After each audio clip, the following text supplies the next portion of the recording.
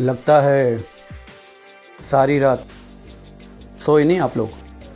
कैसे सोएंगे सर? पूरी रात ये सोच रहे थे कि इन्वेस्टिगेशन रिपोर्ट में क्या आएगा।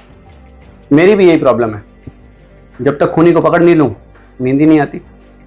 वैसे खूनी को पकड़ना इतना मुश्किल नहीं था अगर आप सब लोगों ने सच बोला होता, लेकिन आप में से किसी ने भी सच नहीं बोला क्योंकि आप सबके दिल में चोर था।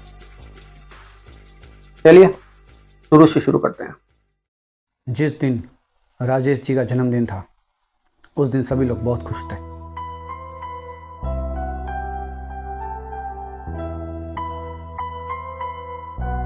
केक काटा गया। Happy birthday to you, happy birthday to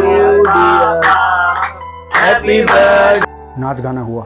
जियो हजारों साल के मेरी है आरज़ू, हैप्पी बर्थडे भैया। और फिर सबके खाना खाने के बाद सारिका अपने पापा के कमरे में जाती है। हाँ बेटा, मैं कोशिश कर रहा हूं कि कोई रास्ता निकले। नहीं, मैं कर लूंगा। हाँ हाँ पापा, हाँ, बोलो बेटा, क्या हुआ? पापा आपने कुछ सोचा मेरे बिजनेस के लिए? बेटा, कल सुबह बात करते हैं। पापा, सुबह पूछती हूँ आप कहते हैं शाम को बात करते हैं, शाम को पूछती हूँ आप कहते हैं सुबह बात करते हैं। आप समझ ही नहीं रहे मुझे क्या प्रॉब्लम है। मैंने बोला ना, सुबह बात करते हैं। उस वक्त सारिका और राजेश जी के बीच में जो भी बात हुई, जो भी झगड़ा हुआ, वो सब विशाल ने फ़ोन पे ही सुन लिया था क्योंकि उसी वक्त राजेश जी का फ़ोन चालू था और विशाल से ही बात चल रही थी। आज तो आपको मुझे बताना होगा आप मुझे पैसे देंगे या नहीं। मैं जानता हूं अच्छी तरह कि तुम लोगों ने मेरे बर्थडे मनाने का नाटक क्यों किया ताकि मैं तुम्हें पैसे दूं, मगर मैं तुम्हें साफ साफ बता देना चाहता हूं कि मैं तुम्हारे बिजनेस में 1 रुपया लगाने वाला नहीं हूं, क्योंकि तुम्हारा बिजनेस आइडिया बिल्कुल फ्लॉप है और मेरे सारे पैसे डूब जाएंगे। पापा, मेरे बिजनेस के बारे में आप कुछ मत कहिए। जो सच है वो बोल रहा हूं, समझो। मतलब आप पैसे नहीं देंगे? नहीं, 1 रुपया भी नहीं। राकेश जी और रमेश जी, आपके छोटे भाई के जन्मदिन के 2 दिन पहले आप दोनों का भी तो झगड़ा हुआ था उनसे। आप अच्छी तरह जानते हैं पिताजी ने मरने से पहले पूरी संपत्ति के 3 हिस्से किए थे। आप दोनों को अपना हिस्सा मिल चुका है और ये हवेली मेरे नाम हुई है। उसके बाद भी आप मांगने आ गए हैं, शर्म नहीं? लेकिन जब मैंने आपसे पूछा तो आप लोगों ने क्या कहा? आप लोगों ने कहा कि हमारे बीच कभी कोई झगड़ा नहीं होता था और हम तो हमेशा प्यार से रहते थे।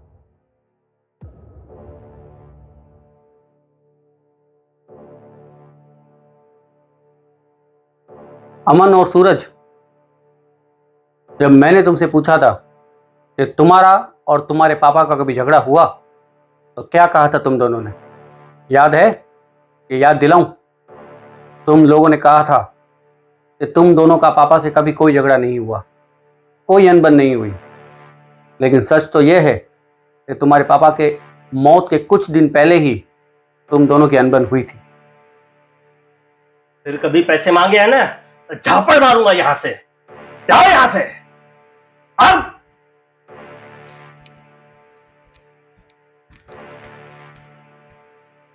पढ़ाई करने की उम्र में साहबजादे को शादी करनी है। अरे आज तुम एक पैसा भी नहीं कमा रहे हो तो क्या है, उसे भी लाके बिठा के खिलाऊंगा? पढ़ लिख के आगे नहीं बढ़ना है?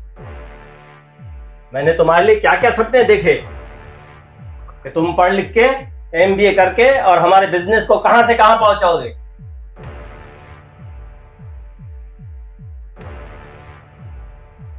ऑफिसर, आप ये सब बातों से क्या साबित करना चाहते हैं?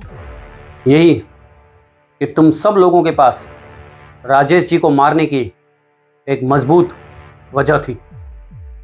लेकिन सर, कानून वजह नहीं सबूत मांगता है। सही बात। सही कहा तुमने। और सबूत के लिए हमें फिर से जन्मदिन वाली रात पर जाना पड़ेगा।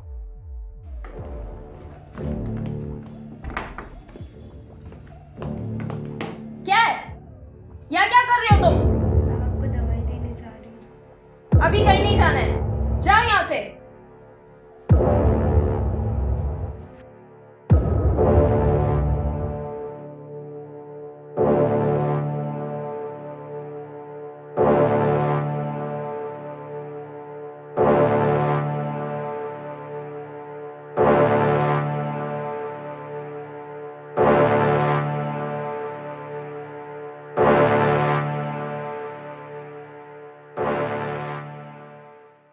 क्या हुआ सारिका?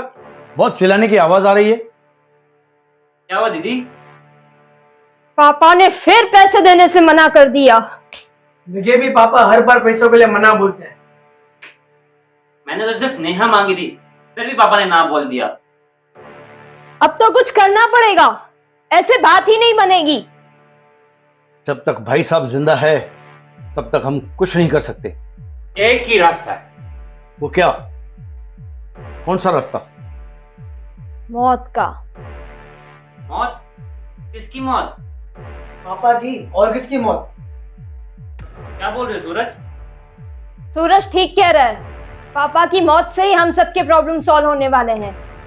ये काम इतना आसान नहीं है। और मौत ऐसी होनी चाहिए कि किसी को मालूम नहीं चले। जब तक पापा हैं तब तक मेरी शादी नेहा से नहीं होने देंगे। जब तक पापा जिंदा है मुझे यूं ही उनके सामने पैसों के लिए गिड़गिड़ाना पड़ेगा। भाई साहब के जीते जी हमें हमारी प्रॉपर्टी का हिस्सा कभी नहीं मिलेगा। राजेश की मौत से ही हमारी किस्मत के दरवाजे खुलेंगे। लेकिन ऐसा क्या करें जो मौत भी हो जाए और हम पर कोई शक न करे? हम में से ये कोई काम नहीं कर सकता। सिर्फ एक ही इंसान है जो ये काम कर सकता है।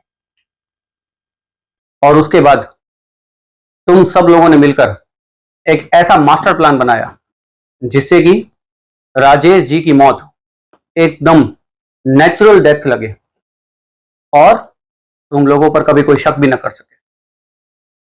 क्योंकि तुम्हारे बड़े पापा डॉक्टर हैं मिस्टर राकेश कंवर, उनको ये बात अच्छे से पता है कि कौन सी गोली इस इंसान को खिलाने से उसकी मौत हो सकती है।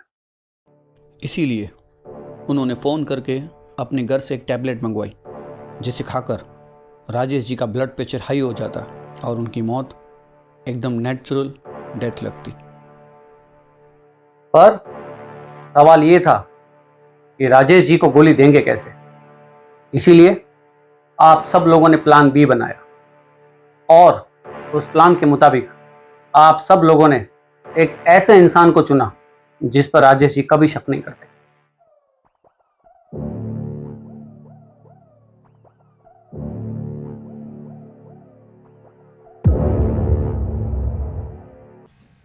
तुम पे आज मैंने चिल्ला दिया, मुझे अच्छा फील नहीं हो रहा। कभी मैं गुस्से में कुछ बोल दूँ तो दिल पे मत लेना। नहीं दीदी, मैं बुरा नहीं मानती, मैं दिल पे नहीं लेती हूँ। तुझे तो पता है ना, पापा के साथ थोड़ा अनबन चल रही है तो उस चक्कर में सबके साथ हो जाती है। कुछ फील मत करना। दीदी मैं समझती हूँ। अच्छा सुन, तू दवाई देने जा रही थी ना पापा को? एक मिनट दिखा कौन सी दवाई देने जा रही है। हाँ दीदी मैं दिखाती हूँ।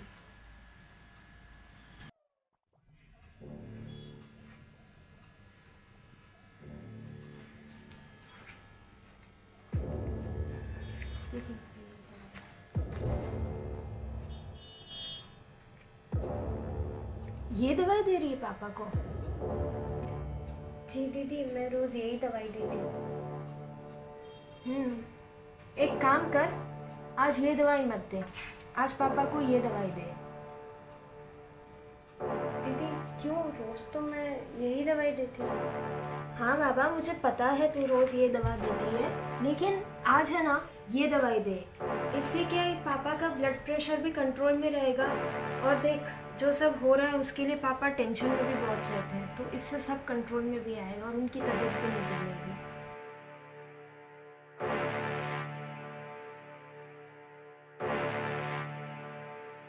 साहब आपकी दवाई।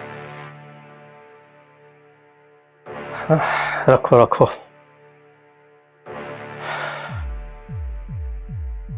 ये बच्चे लोग कुछ समझते ही नहीं है। बस अपने मतलब की बात करते रहते हैं। वो नहीं समझते हैं कि उनकी ऐसी बातों से मेरी तबीयत बिगड़ जाती है।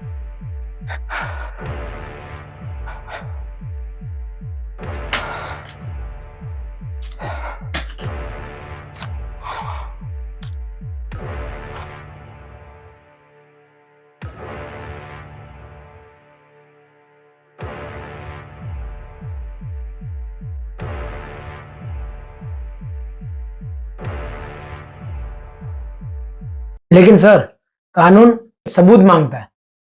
सबूत? जीता जागता सबूत है मेरे पास। सोनम,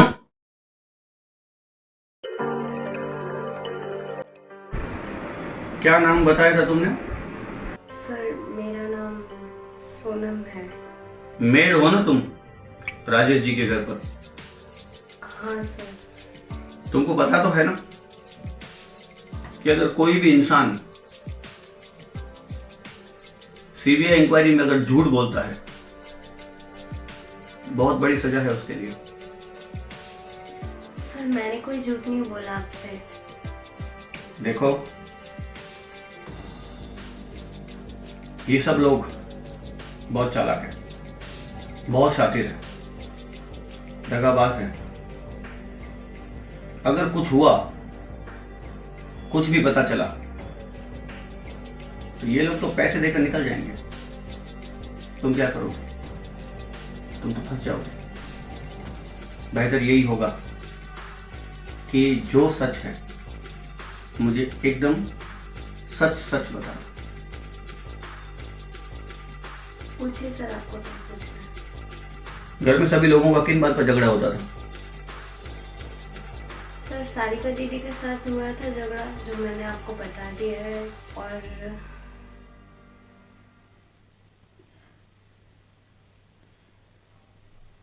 संदीप तुम्हारा ही भाई है ना?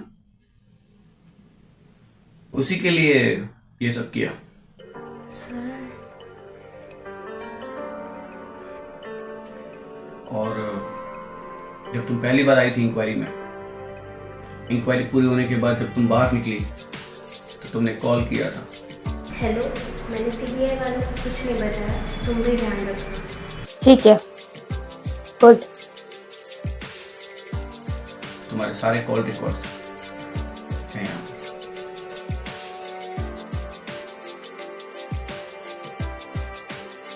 देखो, मैं आखिरी बार पूछ रहा हूँ, जो भी है सच बता दो, ना पूरी जिंदगी जेल में सड़ोगे दोनों बहन भाई। सर मैं सब कुछ सच सच बोलने को तैयार हूँ, लेकिन मुझे और मेरे भाई को कुछ होगा तो नहीं ना? राजेश जी के मरने के दूसरे दिन सोनम को ये बात अच्छे से पता चल गई थी, कुछ गड़बड़ हुई है। वो एकदम घबरा गई और सारिका के पास गई। दीदी, आपने साहब को रात को कौन सी दवाई दी थी? देख सोनम, जो हुआ वो हो गया। अब किसी से कुछ ज़्यादा इस बारे में बात करने की या कहने की ज़रूरत नहीं है। बस तू शांति से अपना काम कर। जैसे ये सब निपट जाएगा तुझे तेरा हिस्सा मिल जाएगा। तू सिर्फ अब तेरे भाई की पढ़ाई पे फोकस कर। ये मेड वेड की नौकरी करके ना तू अपने भाई को ज़्यादा पढ़ा नहीं पाएगी। जैसे ही हम सबको हमारे प्रॉपर्टीज में हिस्सा मिल जाएगा, वैसे ही हम तुझे तेरा हिस्सा दे देंगे। फिर तू अपने भाई को आराम से पढ़ा, और जो हुआ वो सब किसी से कुछ कहने की ज़रूरत नहीं है। तुझे तेरा हिस्सा मिल जाएगा, बस शांत रह। ठीक है दीदी। ऑफिसर, आप शायद बोल रहे हैं, डॉक्टर की रिपोर्ट और पुलिस रिपोर्ट में साफ साफ लिखा हुआ है कि पापा की मौत हार्ट अटैक से हुई थी। अरे हाँ, डॉक्टर रिपोर्ट और पुलिस रिपोर्ट के बारे में तो मैं बताना ही भूल गया। ये इन्वेस्टिगेशन के दौरान मैंने राजेश जी के मर्डर के इन्वेस्टिगेटर इंस्पेक्टर भूरेलाल को भी इन्वेस्टिगेशन के लिए बुलाया था।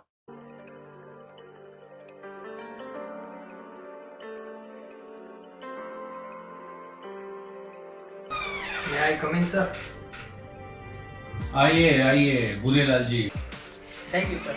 बैठिए।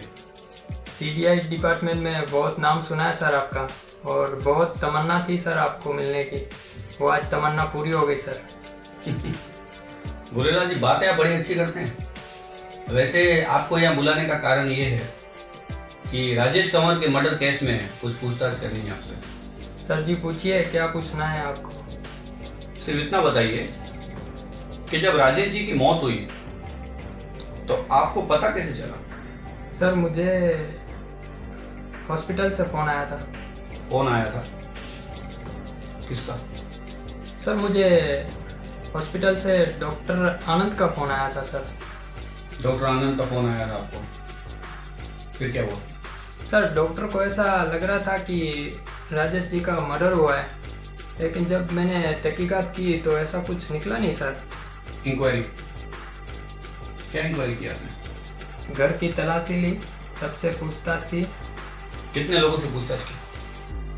सर 5 लोगों से, क्योंकि घर में 5 लोग ही हैं। इंस्पेक्टर भूरेलाल ने एक गलती कर दी। उसने मुझसे कहा कि उसने घर के 5 लोगों से पूछताछ की, क्योंकि घर में सिर्फ 5 लोग हैं। सर 5 लोगों से, क्योंकि घर में 5 लोग ही हैं। लेकिन ये झूठ है, क्योंकि घर में 5 नहीं 6 लोग हैं। उसको ये बात पता नहीं थी, क्योंकि उसने कभी घर में इन्वेस्टिगेशन की ही नहीं थी। और डॉक्टर की रिपोर्ट? डॉक्टर को पता चल गया था कि राजेश जी की मौत हार्ट अटैक से नहीं हुई है, लेकिन राकेश जी ने भूरेलाल को पहले ही खरीद लिया था, और भूरेलाल ने डॉक्टर को। हाँ भूरेलाल, जो मैंने कहा था वही काम होना चाहिए। तुम्हें मुंह मांगी कीमत मिलेगी, समझे? सर आप जो बोलेंगे, जैसा बोलेंगे हो जाएगा, बस मेरा हिस्सा याद रखिएगा। पहले से ही पता था तुम लोगों ने पापा की जान ली। अरे चाहिए क्या था तुम लोगों को? पैसा और प्रॉपर्टी तो वैसे भी देके जा रहे थे, मारा क्यों उनको?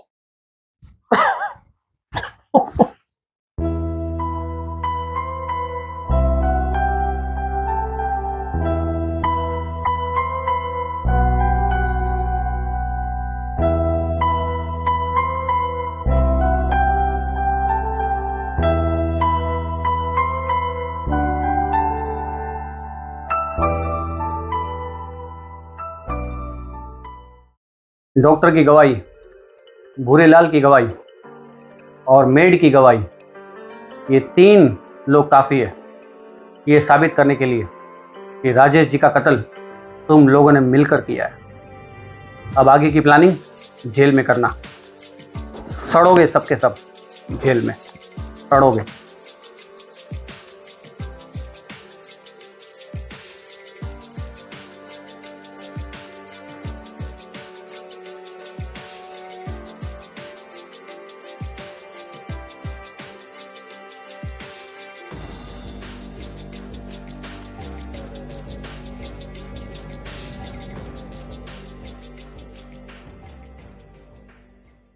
प्लान तो तुम लोगों ने बहुत बढ़िया बनाया, लेकिन तुम लोग भूल गए थे कि गलत का अंत गलत होता है।